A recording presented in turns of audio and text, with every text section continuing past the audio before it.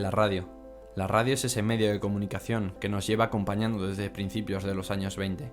Es un medio de comunicación único. La radio ha sido durante mucho tiempo la voz de la conciencia, de la noticia, del debate, del gol. La radio nos ha acompañado en interminables viajes en coche, la cual generaba disputas y alegrías.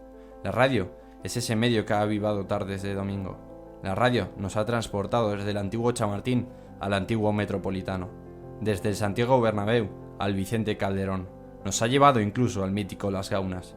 La radio fue, es y será nuestra eterna compañera de viaje, ya no solo en la carretera, sino en la vida misma. Y hoy, en esta segunda edición, nos acompañarán 4 presentadores y un narrador de las 5 casas por excelencia de la radio deportiva española. Bueno, y no nos olvidemos, un viejo rockero también, de esos que nunca dejarán el piloto de On Air apagado. Bienvenidos al segundo capítulo de Primer Plano. Bienvenidos a Tardes de Transistor.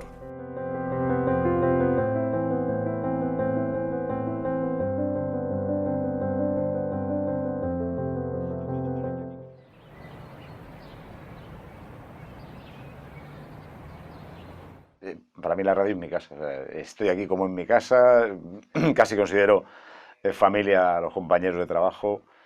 Es el sitio que yo soñaba de pequeño y que sigo soñando de mayor. La radio es antes que nada una vocación que tengo desde muy niño. Es mi vida, la radio es mi vida. Para mí la radio es uno de los amores de mi vida, podría decir, o sea que es comparable más o menos a una relación de pareja prácticamente, relación también de amor-odio, pero sobre todo de amor, porque primero te engancha, te enamora y luego ya pues te hace que sigas teniendo un trabajo, que puedas tener un trabajo y que al mismo tiempo no tengas la sensación de estar trabajando. Para mí es la esencia del periodismo. Es mi forma de comunicar, mi forma de vivir y mi forma de ganarme la vida. Y yo creo que también es mi forma de realizarme como persona. ¡España campeona del mundo! ¡Es verdad! ¡No es un sueño! ¡Ha pasado! Ahí lo tiene, ahí lo tiene. Ahí lo tiene. Rafa acaba de proclamarse campeón olímpico al derrotar en 3 sets en la final Fernando González. ¡Récord mundial! ¡Sí, señor! ¡Sí, señor! ¡Excelente Mireia Belmonte! Brutal. ¡Campeona del mundo! ¡Iniesta! ¡Chuta Iniesta! ¡Gol! ¡Gol! ¡Gol! ¡Gol! ¡Iniesta de mi vida! La grandeza de las tardes deportivas estaban las quinielas, ¿no? La gente se pasaba entre 5 y 7 de la tarde escuchando la radio, viendo lo que pasaba en los partidos, porque tenía la quiniela delante, iba apuntando los resultados y los signos y se lo pasaba pipa, vamos. Tú ibas al viejo Chamartín o al viejo Metropolitano y veías los marcadores patrocinados por marcas de ponche, de whisky, de coñac, y Bobby de Glané, y más que un, dijo, esto puede ser, llevaba un medio, esto puede ser negocio rentable. Y hay tradición porque la quiniela echó una mano en la radio, porque el Real Madrid con sus Copas de Europa, la competencia, la Liga empezó a tener un nivel de vertebración importante y la gente tenía necesidad de ir a un campo de fútbol a pasárselo bien, a deshacerse de la realidad un poco más dura, la cotidiana, y el deporte se lo daba. Los medios informativos, especialmente la radio, han apostado mucho por el deporte, ¿no? A lo mejor era impensable hace años que se estuviera haciendo un programa desde las 3 o las 4 de la tarde hasta las 2 de la mañana. Para mí, Tiempo de Juego o Carrusel Deportivo es el gran programa del deporte en el que cabe todo. El formato carrusel era un formato importante para la radio porque hacía radio en directo, ¿no? Desde el punto donde estaba la noticia, pues se contaban las cosas. Los programas de multicancha, con la implantación que tienen en España, lo que son es un crisol de colores, de sentidos y de sensaciones de despliegue que molan mucho. Es un programa donde puedes entrevistar a un montañero que está en el Himalaya y que te está contando cómo está descendiendo de la Annapurna. Al mismo tiempo es el sonido de los goles, es narración pura de muchos deportes, no solo de fútbol, pero sobre todo de fútbol.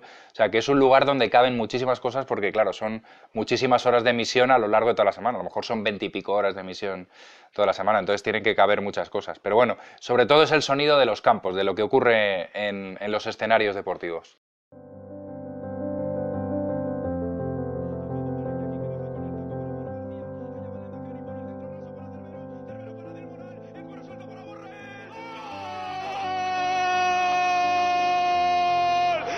¡En las Gaunas!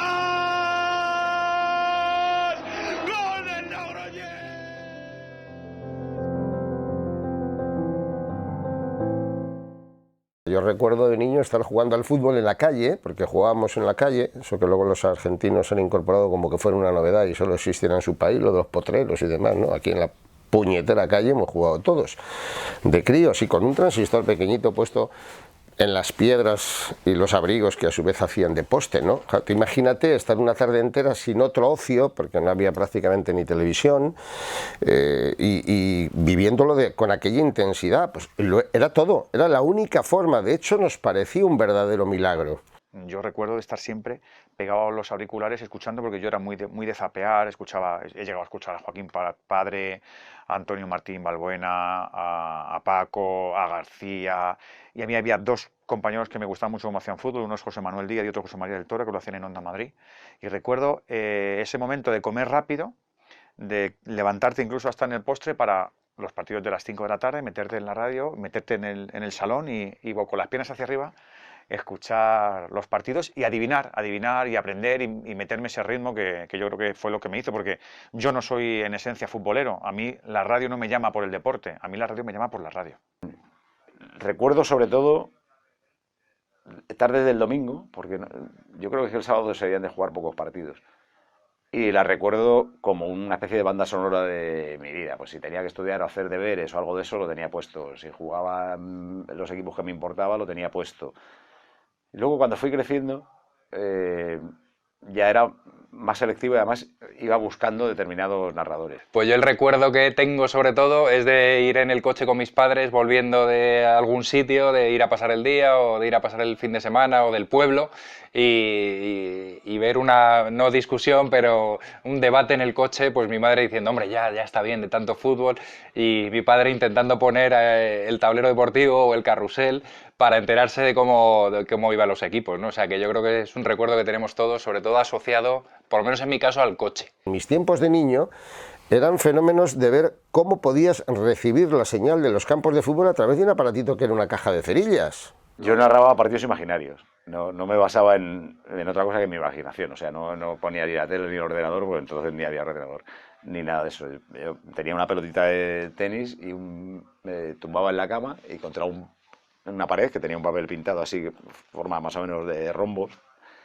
pues yo tiraba la pelotita y si daba en tal sitio era gol, si daba en tal otro era córner, si era palo, y entonces yo iba narrando los partidos, a veces en voz alta, a veces solo en mi imaginación, pero yo yo era un pirado de la narración.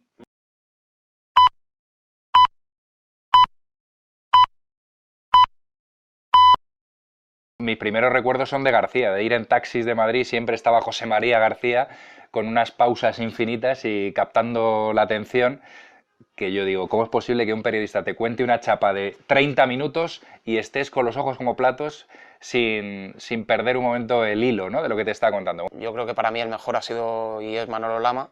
Utilizaba la manera en la que yo me expresaba con mis colegas en la calle.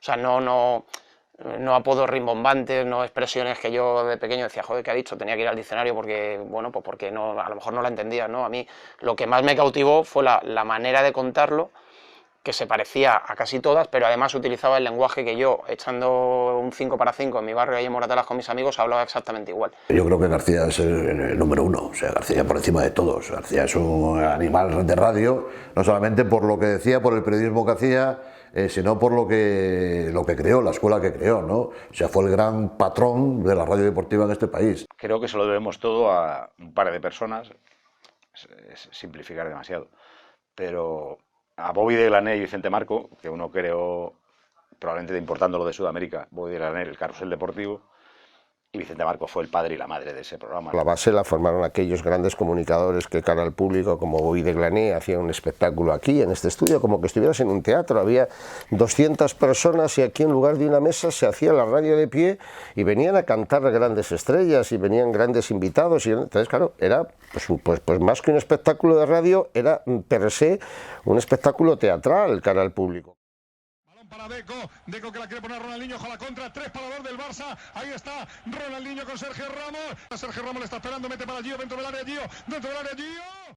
La televisión tiene la fuerza de la imagen, eso no lo tiene la radio es la imaginación. El cerrar los ojos y que alguien te coloque la pelota y te cuente lo que está pasando es imbatible, porque tú cuando tienes la fuerza de la imagen no necesitas que nadie te esté contando. Te puede gustar que alguien te lo cuente, pero tú puedes ver un partido de fútbol sin sonido en la televisión y disfrutar del partido. Y en la radio te lo tienen que contar muy bien porque si no, no te quedas escuchándolo, ¿no? Cualquier cosa que dices en la tele tiene una repercusión.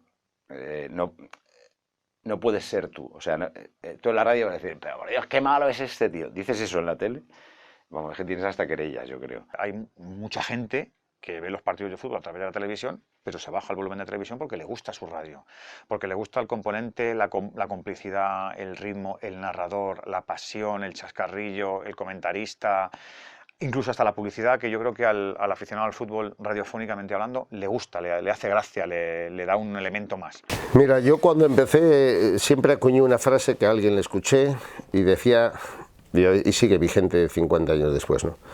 Decía que la radio era... que la televisión era imagen y la radio era imaginación.